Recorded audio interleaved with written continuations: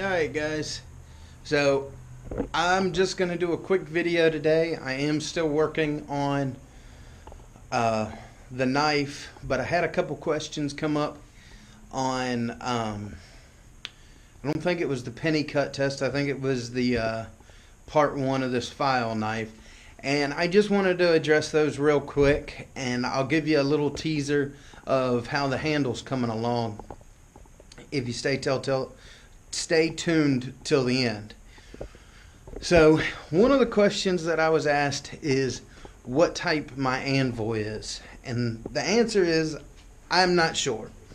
So here's my anvil. There's no markings there.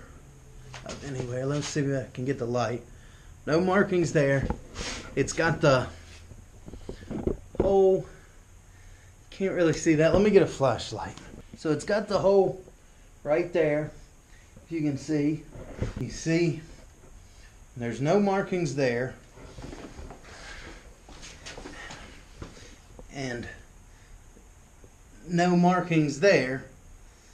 Whoever had this anvil before, the person I got it from, didn't take care of it at all. So this is what the bottom of it looks like, and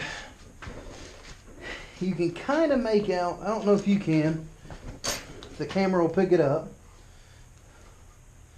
but there's some numbers etched on it right there, and I don't know if that's original or what. Let me see if I can get that cleaned up real quick. Alright, let's see if you can see that better now.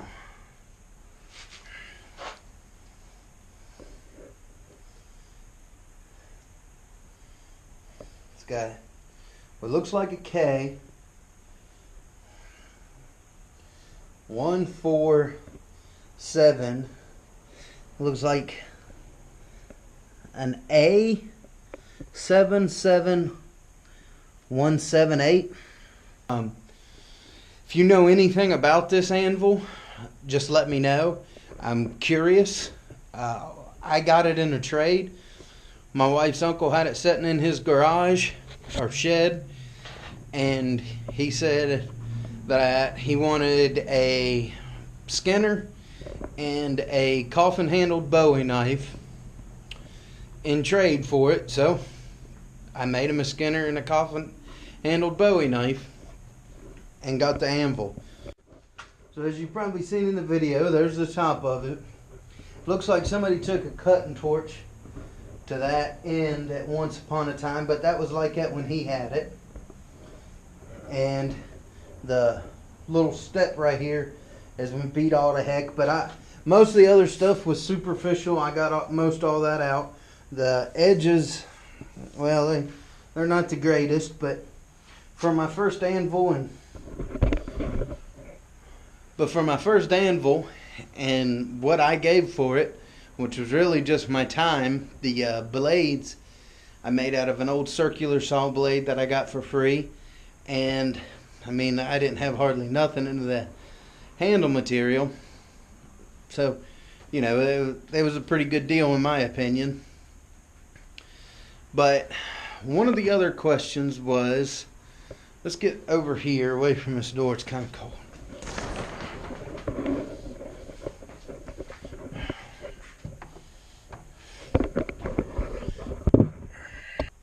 Alright, so one of the other questions was, is there a particular reason for going with just the short-ish 4-inch blade? And not really a particular reason. It is kind of my comfort zone. That's the word I was looking for. It's my comfort zone. You know, I make smaller blades, hunting blades, outdoor blades. The biggest one I made, and this was just one of the first ones when I was making the coffin-handled Bowie for my wife's uncle, was this, and I ended up making his longer, or the blade longer than this one. But let me see, this one is The blade on this one's looks like six inches long, which is still kind of short. But you know, I haven't had a real big demand for these, and you know, I'm comfortable with making some of the smaller blades. So that's really the reason I am going to start making some bigger ones. I do got a customer that wants, I think it was 10.5 to 12 inches long, the blade. So, you know, that's one that I'll be working on. It is no particular reason, it's just something that's in my comfort zone. I know I spewed out a lot there to get to a short conclusion, but let's see, the anvil weight and everything, like I said, I don't know. Hopefully them numbers can help me. To be honest with you, that was the first time I have seen them numbers. I thought those were just some other cuts and nicks, because I don't know if you can see in the video, but one side of that, it looks like they laid the anvil over and used it to drill through, because there's all kinds of little drill marks on it. Luckily that's not on the actual flat table part. Let's see, and then he, you know, just said something about liking the golf ball ends to the files, and I use that on pretty much all the files that I use a lot. I have golf balls fixed. The little files that I have that I switch out, it's tight, but you know, you can pop that on and off, and I mean, they're just great. I've had some with handles, and I don't like them. The golf ball, like you mentioned, it makes it really comfortable for me in the hand, and allows, you know, that not the it allows this part not to dig into your hand. So, but I know this was just kind of a short question and answer video, but I seen them on there and I figured maybe somebody else had the curiosity of it, so I figured I'd put out a video. Now, what y'all have all been waiting for, a little sneak peek of what the handle is, and it's still got some glue, but there's some kind of the roughing of it.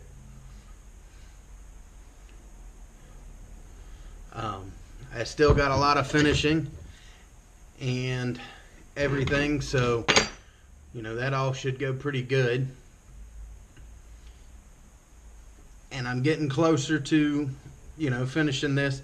I want to take my time. I want to make it look nice, and you know, I do mainly full tangs, so you know, doing a stick tang like this is generally something that, again, isn't in my comfort zone, so it takes me a little bit longer to do them, but I really like doing them. I like the way they finish up and everything. So if y'all just bear with me and keep patient, I'll get the second half of that, the finished video of it, out as soon as possible.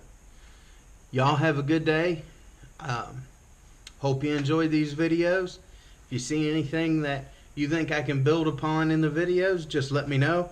If you have an idea of something you would like me to try, whether it be a certain type of knife or, you know, any other blacksmithing project, let me know. And if you have an idea for a video or something you'd want to see, you know, if you like this and you'd like me to show you my grinder, I can do that. Y'all have a good day. See you on the next one. We'll be right